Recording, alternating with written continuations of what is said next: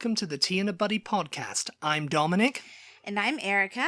Today's episode is going to be reacting to British nostalgia from the 90s on BuzzFeed. Yeah, we're doing reaction podcasts, everybody. We are in the hole of reacting.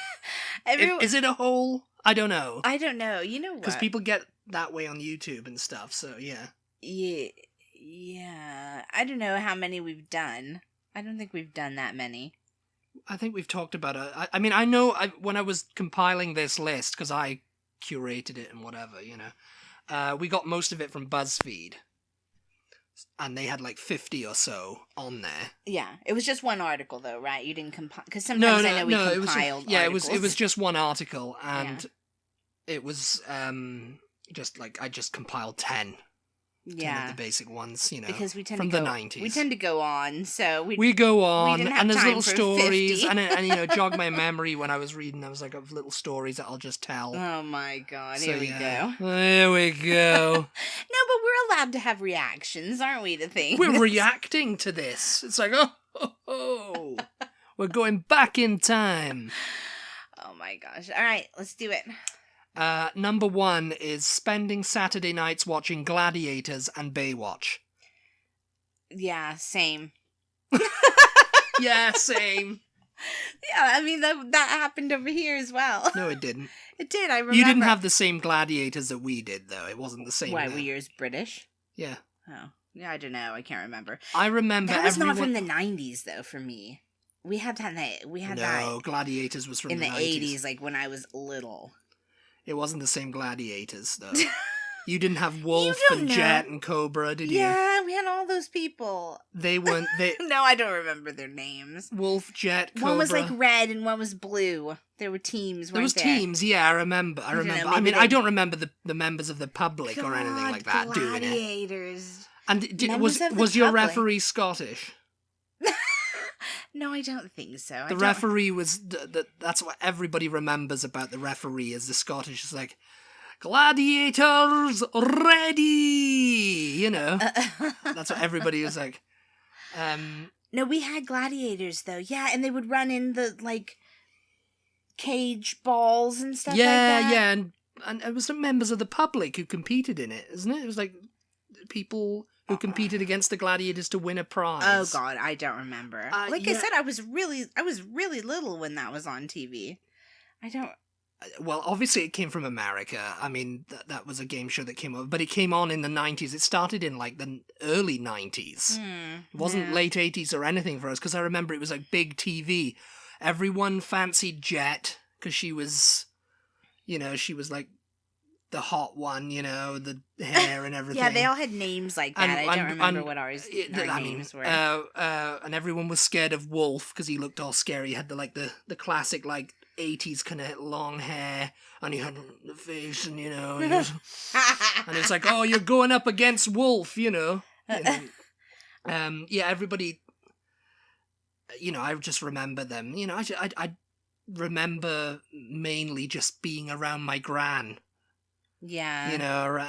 Being at my gran's watching it. That's so weird, because I remember being at my grandma's house watching Baywatch. We Which watched is the other one you mentioned. Yeah, I mean, that wasn't that was something I added, because I remember, Baywatch was like right after Gladiators on a Saturday night. And God, Baywatch, everyone fancied Pamela Anderson and everyone was scared of David Hasselhoff, so... Scared? No, I mean, as I said about everyone fancied Jet and everyone was scared of Wolf. Ha ha. Ho ho ho ho. No, yeah, but again, I thought Baywatch was in the 80s. I guess maybe it was like late very early 90s. Baywatch came out in I think very late 80s, 1989 maybe, but but it came on in Britain in the early 90s.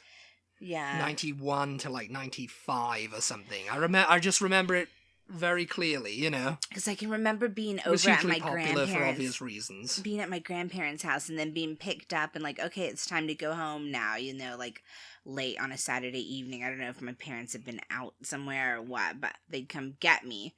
I'd be like, oh no, we're just in the middle of this Baywatch. I'm gonna miss it if we go home now. God, like, let's just stay and finish it. It was very entertaining, but very far-fetched. Oh, jeez. I mean, it's cringy now when you look back on it because it's pretty terrible show. You know, it's like, it's very much like Knight Rider. I mean, that's David Hasselhoff's other show. I mean, except Knight Rider was classic because it had a science fiction element. Baywatch was just, we're just lifeguards, we're not the cops. We just recently watched that Baywatch movie with Dwayne Johnson. Yeah. And Zac Efron. What, like a few weeks ago? Or... It was a few weeks ago. It was, I thought I was all geared up for it to be like, oh god, this is going to be really bad. And it was. It was, but it was supposed to be bad. Yeah. It was like taking the piss out of Baywatch. Yeah. The show. It was pretty funny, actually. It was quite funny, because it was just kind of like, you had Dwayne Johnson playing Mitch Buchanan, which was David Hasselhoff's character. And he's like, we gotta solve this crime, and da-da-da-da-da. And Zac Efron's like, okay, this sounds like a really far-fetched, but we're just lifeguards, man. We're not the cops. Yeah. And it's like, yeah, it was like nobody remembers Baywatch except for Pamela Anderson and all the girls on it. And every man in the world had a Baywatch calendar with them on it, Yeah. It's like, and everybody remembers David Hasselhoff driving the Jeep and the slow motion running and the theme. Carmen Electra, Yasmin Bleeth, all the girls, as I said, in the swimsuits and, doing the slow motion running and stuff. I guess it must have been on in the 90s because remember in Friends, that was like something Joey and Chandler bonded over, that like Baywatch was on. Yeah. Baywatch, they always watched it together, yeah. I mean, yeah, I don't know when it was cancelled, but I think it was. I don't know if it was cancelled. They might have just ended it. Oh god, yeah, I don't know. But yeah, no one remembers the plots, but Baywatch the film, the reboot, the remake, it showed you what the plots were, and they were really like far-fetched, and it was just like, yeah, they were just a bunch of lifeguards on the beach. Yeah. They were solving drug trafficking crimes and murders and stopping explosions and all this crazy stuff, and it's like very entertaining, but it's like, what? Yeah. Oh my god. Anyway, number 2, I know you probably didn't. This is British nostalgia now. Okay. Andy Peters, Philip Schofield, and Ed the Duck in the Broom Cupboard on Children's BBC. Oh my god, yeah, what? Yeah, I remember that. It was an interstitial program between, like, things, actual shows. Oh. It was like, they were in the Broom Cupboard and they read out, like, little things, and they had a puppet called Ed the Duck, which was this crazy little puppet with green, like, hair, and he looked like a punk duck. Everyone had the puppet, and I had one too. And I remember I had one when I was like 5, I must have been, and a friend came over and it went missing. Your friend stole it. He was a schoolmate. Yeah, I think his name was Adrian. Oh my gosh, Adrian! Give it back, Adrian. Yeah, I think it just went missing. I remember it went missing after he'd been over. And I was like, yeah, Adrian. Little 5-year-old kleptomaniac. Adrian, you stole my Ed the Duck. I just remember it was like, oh, it's gone, and I can't find it. And my parents were like, well. God, what a pathetic name, Ed. Ed, with 2 Ds. Ed the Duck. He was cute. Come up with a cuter name for a duck, a little punk duck with green hair. Than Ed. He was really cute. I mean, I haven't got a picture of him up here because I've only got this all in Notepad. But, come on, Bob. So Google Ed the Duck on the Broom Cupboard and see BBC and find it. Yeah. Number 3 is Pick and Mix at Woolworths. Yeah. Oh my god. How is that nostalgia for you though? Because every time we go back to Britain, you have to go. Oh, because it was at Woolworths. It was at Woolworths. Yeah. I mean, you can go, you can find Pick and Mix in Tesco and all that now, but Woolworths was the place to go get it, even back in the 60s, I think. Yeah. You could go get, if you don't know what Pick and Mix is, it's just like penny sweets and candies and stuff, and you can just put them all in a bag and it gets weighed and that's how much it is at the, Yeah, we used to by have weight. The best. In the grocery stores when I was little. I mean, they have like old-fashioned candy stores because, of course, that's like very old-fashioned. That's how people used to buy their candy. I mean, it wasn't old-fashioned back in my day.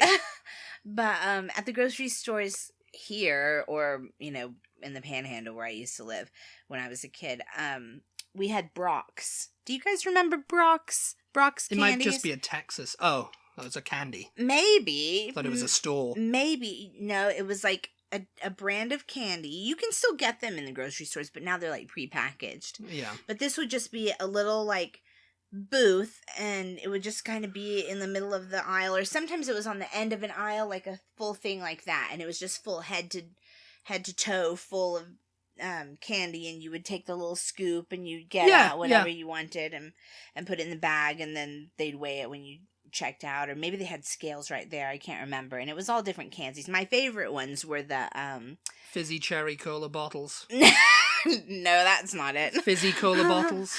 No, these coconut ones, they're like pink and white and brown, and they were like a little chewy thing like that. Oh my god, those things were like heaven. We used to have that kind of stuff, these little green apple cables and stuff. Later on, when Woolworths closed, we had this shop in my town called Sweet Things, and I took you there. Yes, that's what I was talking about. I was like, that's not nostalgic for you. Well, it is nostalgic for me now, because I don't have that access to that now, do I? I mean, we have candy stores like that here. Well, yeah, you have like Five Below and stuff like that has that kind of penny sweet kind of thing. But yeah, we used to get fizzy cola bottles, the green apple cables. Oh my god, you guys, he is a candy head like no other. He just candy all the time. He just candy. Okay? And the little and the little chocolate buttons. Yeah. The refreshers. I remember them. Little chewy sweets. And what? Woolworths is just fried eggs. Oh. They were like jelly fried eggs. I mean, I think you have them over here. You have cola bottles and everything over here too. Yeah. And the green apple cables with like little like cream in them. Yeah, you liked them because I remember you had one and you were like, cute. What is it? They're like Twizzlers, only they have stuff in them and they're not twisty. And that's why I like Twizzlers fruit-filled twists over here, because they're better than Twizzlers, because Twizzlers just taste like plastic. Oh, Twizzlers are terrible, yeah. Yeah, but the fruit-filled sweet and sour ones, yes. Oh my god, it just makes my teeth hurt. It makes my teeth hurt just to think of it. But yeah, pick and mix at Woolworths. I mean, Woolworths closed down about 10 years ago now. Yeah, Woolworths closed. Yeah, we used to have Woolworths here also. But yeah, I think it was an American store, wasn't it? And I think it was, yeah, or maybe it was like maybe it was a British there was a British store with the same, kind of like the Dennis the Menace effect. Oh yeah, I don't know if we've ever talked about that on here. Yeah, I think the Dennis the Menace in the cartoon over here and Dennis the Menace in Britain. Yeah, and I mean apparently that they're not owned by the same company. But they came out at the same time. Came down at the same time. They both had stripy shirts and a dog. Yeah. But that was where they both had a neighbor that they annoyed, didn't they? Well, I think Dennis the Menace in the UK version annoyed pretty much everyone. Yeah, it was like and he had like a spin-off character called Minnie the Minx, which I think was supposed to be his little girlfriend, and she was just as mischievous as him. And his dog was called Nasher. Yeah. And he looked a little bit like Dennis because he had the crazy black hair, but over here it was like Dennis was blonde. He was blonde. He looked like a beach boy. You know? Yeah, kind of. Anyway, back to the thing. Anyway, Dennis the Menace. There you go. That's another nostalgia. I was going to say that was somebody else's nostalgia though, because that came out in like the 50s or the 60s, I'd say. Yeah, it did, but when I was a kid. We're not quite that When old. I was a kid, right, Dennis the Menace was still a big thing. I had a Dennis the Menace jumper. Yeah, it was over here as well, actually. They made a live action movie. They never made a live action movie based on our Dennis the Menace. I think it was just probably cartoons. Because we're. Yeah, maybe. And they couldn't do the same name or something. Yeah. Because I don't know. Yeah, I don't know if it came out. It must have come out. Yeah, I think it was called Dennis. You guys should look it up because it's a really weird. It's one of those weird phenomenons. You know, like they always say, if you if someone has a good idea in the world, it's sort of like just out there then. So if you don't act on it, Yeah, because then surely somebody someone's else is gone, bound wait to. a minute, that's my Dennis the Menace. Like DC, I think DC Comics did it over in Britain. Oh, yeah. I think, DC Thompson. DC Thompson. Okay. Yeah. They were called, not DC Comics right. and do Batman, DC Thompson, and it was a Scottish thing. I think because they did the Beano, which is what Dennis the Menace is like the... Beano. It just cracks me up every time you say Beano. Beano. Anyway. The Beano and the Dandy. Yeah, but anyway, that's also nostalgia, but yeah, we're getting a bit off topic now. On the list, back to the list. Number 4, Chris Evans on TFI Friday. And that's not Chris Evans, Captain America. That's Chris Evans, the ginger guy that used to present TFI Friday and now does like Radio 1 or something like that. But what does TFI stand for? I don't know. Oh. It was just TFI Friday. That's what it was called. I thought it was going to be something It was a show in the 90s, and he did it from like this upstairs kind of... It was kind of a weird thing. He had a desk... And he had like a window there, but it was like in the upstairs of this like warehouse looking thing. And the audience were like, they had a bar, they had a pub, little bar pub thing. Okay. And, they had celebrity guests, obviously, and stuff. But the one I remember a lot was Paul McCartney coming on and to promote Flaming Pie in 1997. Oh, yeah. And he came on, he was like their biggest guest, I think. Was it a music show? It had music on it, because I remember he went down the stairs, and there was just like the vibe of the setup, what you're describing to me, kind of makes me think of Total Request Live over here. It was sort of like that, but it was just kind of like they had like little games and stuff that they played and little prank bits and comedic bits. Oh yeah. Yeah, it was a great show. It was a little bit more grown up for when I was like from when I, because I think it only lasted a couple of years. Yeah. It started in like the mid 90s, and then, but maybe not. It was a bit more like teenagery though, and you were little. Teenagery, I mean, young adult. Yeah. Type show, and. I just remember him, I was watching it on YouTube, actually, because, thanks to the power of YouTube, you can find anything on there now, and I was watching Paul McCartney's bit, and I just remember he did an interview with Paul, and he says, oh, yeah, this is all my questions, because, I knew this was going to happen, obviously, and I'd spent, every time I thought of a question, I wrote it down, and, and he did this great, and I just remember one of them was like, oh, yeah, you dream about John, right? John Lennon. Yeah. And he goes, yeah, I dream about him. It says, and sometimes when I write a song, I think, oh yeah, I check it with John. Yeah. That was where he came out with, I check it with John. Yeah. And it was a great setup, because they had like the audience, they had the cameras and stuff just there, but they had like audience members drinking. And just like oh yeah, over there, it was like a really crazy kind of like setup. This is not a kid's show. Elton John.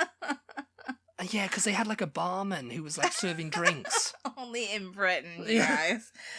And Paul did it. I think he did Young Boy on the thing, because I remember he had like video of him playing the song and the drums, like. Oh yeah. Like playback, right. So he was effectively just playing with himself. Yeah. Yeah. And that was when I was just getting into the Beatles, so it was like really exciting to see Paul McCartney on a show, that was current, No, I asked you what TFI stands for because when I was little, we had on ABC, they had TGIF, which obviously... thank God it's Friday. Yeah, and they on Friday nights, and it was like back-to-back shows. Like, there were like family shows, but they were more for kids, so, like Full House and Family Matters, and... I can't remember what there was this other one with Patrick Duffy in it. What was that called? I can't remember. Anybody? What was that called? Sally? The Thigh Master. What's her name? Sally, I don't know. What's her name?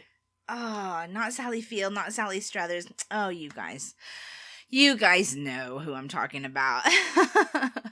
But yeah, they had all those like kind of kid-centric sitcoms on Friday nights, and it was like TGIF, and I lived for Friday nights as a kid because those were all like, I was super into all those shows. Yeah, it was like, I'm just looking it up now, and but your show sounds more like a precursor to Jules Holland or something. It was Channel 4. I think Jules Holland was on at the same time. It came out from 96 to 2000, so it was extreme 90s, you know, late 90s, and it was like regularly featured live music of the day, you know. Okay, but they had like bands like Aerosmith and All Saints, and you know, they and Cooler Shaker. So it was a bit more the Lightning Seeds, you know, it was very Britpop. So it was a little bit Total Request Live-ish. A little bit, yeah. They had like actors on there. Oh yeah. Ewan McGregor was on there. I think he there was a lot of swearing on the show too. Oh yeah. Which attracted controversy. And this came on at like what time of day? It was like prime time, as I remember. Oh yeah. So before the watershed. Yeah, at 6 p.m. Oh gosh. Yeah. So you weren't allowed to swear really before the watershed. Right. The watershed. Just explain it really quick. Basically, the watershed is like 9 p.m. Yeah. And anything after that you can swear because kids should be in bed. Before that, you're not allowed to swear. Why is it called watershed though? Because I always wonder that. I don't know. That's something. Something to talk about in another podcast. Talk about the watershed and everything, because apparently that was a big thing in Americans were coming over and films weren't bleeped out. It's like, oh yeah, and they were like, they're what? Cussing. What? Yeah, they're cussing. Oh, this is you crazy. hear it more on television over here now, but yeah. But you I mean, didn't you hear it like on BBC One with like Graham Norton and stuff. You know, they might bleep some of the more severe cuss words. Yeah. But sometimes they'd let the occasional F word and, you know. Yeah. Go, you know. Yeah. But, you know, the TFI Friday had the Spice Girls. You know, it had all the major people of the day on, you know. Yeah. And it was kind of like a crazy, like, you know, and they were just sitting at a desk talking, you know. and they would face in this, like, bar area, you know. And, yeah. And, you know, it was pretty cool. Yeah. And, I mean, it just ended then because, you know, everybody just went on to do other things. And I think they came back with it for a one-off special, but yeah. Number 5 is Barbie Girl by Aqua being the biggest hit of 1997. Oh my god, yeah. That was true for over here, too. Yeah. Yeah. I'm a Barbie girl. And then right afterwards they had Dr. Jones. They had another hit, Dr. Jones. No. That they were like a 2-hit wonder. I think they were. But just Barbie Girl was like their massive hit. Everybody was like, Yeah. "I'm a Barbie girl. Life is plastic. It's so fantastic," or whatever. Yes. Come on, Barbie, let's go party. It was just like, oh, it did my head in, and I was like 11 at the time. It was terrible. Maybe that should be a name that tune one of these weeks. I remember this kid. Oh yeah, is everyone enjoying the Name That Tune segment we do on Instagram? You know, our Instagram stories. Sometimes we post one. Some weeks we'll post one, and it's just like crickets. Like nobody even bothers. Nobody's just like, yeah, don't know this. And then when we put it up, everybody replies, "Oh, I didn't know. Yeah, I thought maybe. And maybe it's just like, you should have guessed at least." Maybe what we should do actually is, like, you know, instead of me just playing the chords or whatever, yeah, I should hum it a little bit. You know, hum the melody. Oh, that'd a be little bit. way too easy. No, it wouldn't, because people, you know, you're just like, you know, like the last week's was, you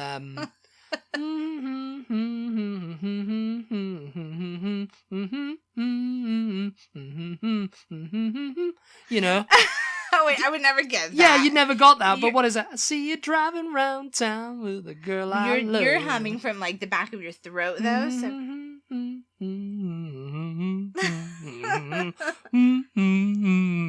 Oh my god. I can't whistle, so. Too big teeth. But yeah, that was Barbie Girl. Yeah, that was a hit over here. Yeah, it was huge. It was bloody huge. We're gonna have to zip through these last few. Okay, yeah. Number 6, Being Petrified of Mr. Blobby. I wasn't, but every other kid apparently was. Mr. Blobby is pretty horrendous looking, yeah. He was a mainstay of this primetime entertainment show called Noel's House Party, presented by Noel Edmonds. He was like this... blob. It was this blob man. You know, it was like he was like this guy in a costume, and all he'd say was blobby, wobby, wobby, blobby, like, in this like crazy voice, and he'd just get people. He'd just turn up and get people. Yeah. Like people do, It's sort of equivalent for me to people who are afraid of clowns, though. He was kind of like clownish, like he's so like, but he was jolly looking that is just creepy, and then it's just. But he was pretty crazy looking, and when you look back in it, I can understand why he terrified kids, because I do seem to remember a couple of kids being like, "Oh, we can't watch Noel's house party because Jennifer freaks out every time Mr. Blobby comes on, Mr. Blobby, she's screaming." No, I heard it several times as a kid, like, "Oh, we can't watch that because every time Blobby turns up, she's screaming and running out of the room." Yeah. And it's like, everybody thinks it's really, I thought he was all right, Mr. Blobby. Number 7, leafing through the Argos catalogue looking for things to put on your Christmas list. I don't know if we've ever talked about Argos on this Argos, podcast. mate. I mean, it's still a thing. It kind of maybe deserves like a mention, more attention than what we're about to give it. Basically, Argos is you leaf through a catalogue, and you go into any store of Argos, and I think it's still the same thing. It was kind of like online ordering, but you were there. You were there to pick it up. And what you do is you leaf through the catalogue in the store or at home. And you'd go down. Well, you'd leaf through the catalogue at home, and then you go to the store and go through the catalogue and look for the number, and get a little pen and paper and write it. Take it to the checkout, and they go, "Okay, that's going to be $16.99," and you pay and take it up to the counter. And take it up to the counter and wait for the people to like sort it out. It was like a warehouse back there. Yeah. And they came back and you go, "Doot," and there it is, and they give it to you, and then you go home. Yeah, I remember you and I did it one time when I went to Britain. It was your first time because you had no idea what was going on. I was like, "What?" I can't remember why. What did we buy? A little like grill. Oh, that's it. We bought a grill. 15, 20 little pounds. Barbecue, like a little grill. And I don't know why we got it because from you wanted there. to grill. I don't know why we got it from there. I guess that must have been the cheapest. It was one. It's like, "Oh, we should go to Argos," and it was your first time doing it. I remember you were very confused with the little pen and the paper, it was and you're just like, "What is the point of this place? Like, what is going on?" But you know what? Now with this pandemic, that seems like the most like hygienic way to shop, doesn't it? It seems like all the stores probably should be like that. Although I guess you're flipping through the catalog and everybody's touched that catalog. But the catalog was like laminated, as I remember. So every page down the pages. It was pretty cool. Number 8, being emotionally scarred for life by the animals of Farthing Wood. I don't remember the animals of Farthing. I remember it, but I don't remember watching it. Yeah. It was kind of like, it was based on books. Okay. And it was like an animated show, and basically, it was about the animals of Farthing Wood who were forced to flee their homes after humans started destroying the wood to build suburban tract houses. Okay. A little bit like Watership Down. Yeah. That kind of thing, like, humans destroying animals' habitat, and look how sad it is, Yeah. So Britain loves a show with a message, Yeah, it's very, very much like that. Yeah. But it was on when you were a kid and you don't really remember it. I think it only ran for like 3 seasons. Yeah. So it was, something to watch. Oh, something like that, unfortunately, would never make it over here because people would just be like, we don't want our kids crying to us. Oh, they're another foreigner lecturing Americans. Yes, exactly. Jeez. Number 9 is wanting to go on Funhouse with Pat Sharp. Yes. Absolutely yes. And I only really wanted to drive the go-karts in the final round though, but Funhouse looked really, really cool. What was Funhouse? It was this show where you compete for like prizes and stuff. Okay. You had like 2 people. It was like a 2-person team. It was like a game show. And it was kids who were on there, you know. Yeah. And they had Melanie and Martina, the twins, who were like the cheerleader type thing. It was very like really cool, you know. And they'd ask you questions, and then you'd go and do a like assault course with like, you know, in this fun house, you know. There was like it was like to go up the stairs, you get gunged or whatever and stuff. Oh, and at the end God. of it, and it was like and at the final round you had to drive the go-karts around this thing and grab prizes and do stuff and race the other team. It was really fun. It was like one of the, like kids watch the iPad today and you go, oh, what's going on? Oh, this is great. Oh, Yeah. That's how I was watching Funhouse. I was like, yes. It reminds me, the way you're describing it reminds me of this show we had on Nickelodeon when I was a kid called Double Dare. Did you guys have that? I mean, it may have, Funhouse may have been based on it. I don't know. think you could come on with a parent, or maybe it was siblings. I don't remember. I was pretty little. No, it was just kids. And you wore you would be a red team and a blue team. Yeah. I don't know why all these shows are like red and blue versus each other. And it was the same thing. You would go through obstacle courses. You would get slimed on Nickelodeon. Yeah. It was called Slimed, Gunged. Gunged is... You got gunged on Noel's house party too, and that was celebrities getting gunged. Gunge just sounds like such a wrong word. Like it sounds good. No, it doesn't. Sounds gunged. God. Ew, stop saying it. But yeah, that's what that reminds me of. It was the same type of thing, it sounds like. I wonder if it was the same show, because, we do that a lot, Britain and America, like, yeah, it's the show. Or it's someone ripped someone else, and they just rename it. Yeah. Yes, basically, yeah. Yeah. I mean, the speaking English is a good format, let's just stamp an American in it, or, change the name. It's the same with sitcoms, yeah, but that's a whole other thing. The final one was, everyone was scared of the Millennium Bug. Oh, yes. That was the same here. Everyone. And the government published a report on it, too, called Action 2000.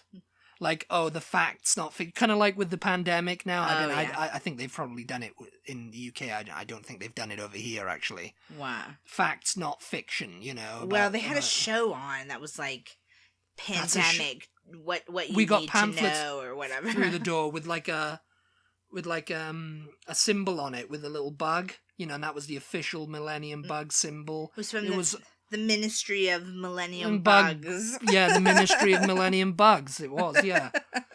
Pamphlets about facts and stuff, and I can't even remember what it was. It was like everybody was scared their computer wasn't going to go to the year 2000. It was just going to roll back to like the Stone Age or whatever. I don't know what was that fear. Everybody just thought, all the computers in the world are going to stop working, and like the world will cease to exist. And apparently it could have been much worse, but everybody was like, yeah, it's all ready. We've checked it all out. We've checked it for years.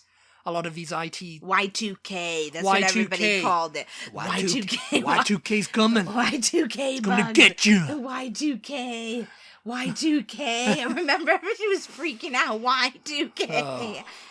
It was called the Millennium Bug to us, because, we love giving cutesy names to things, as you say. I think we called it Millennium Bug as well, but... But everybody was just like, oh, it's going to happen. It's going to happen. Yes. And that's where the end of the world people, they all disappeared after that.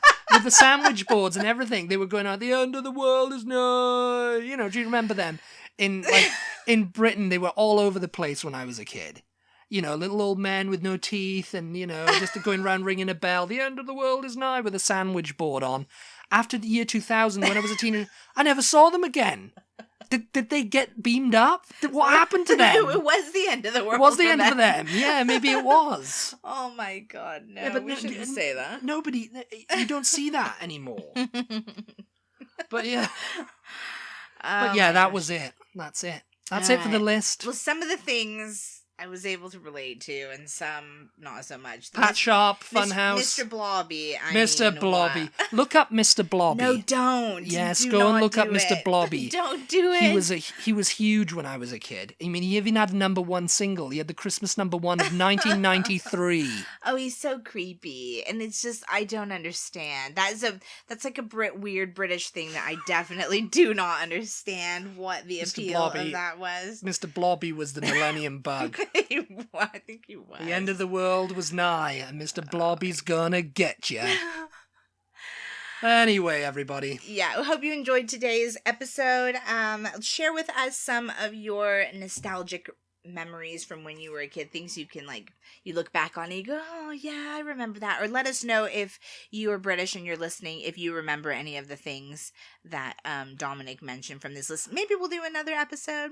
seems like we have probably enough to do. We can episode. do your things. Yeah, next we'll time. do. I mean, we'll because do I mean, I know American. we had, some, but there's going to be some things. We'll do an American nostalgia. Yeah, because to me it's interesting. That's like an interesting aspect to see what things were the same.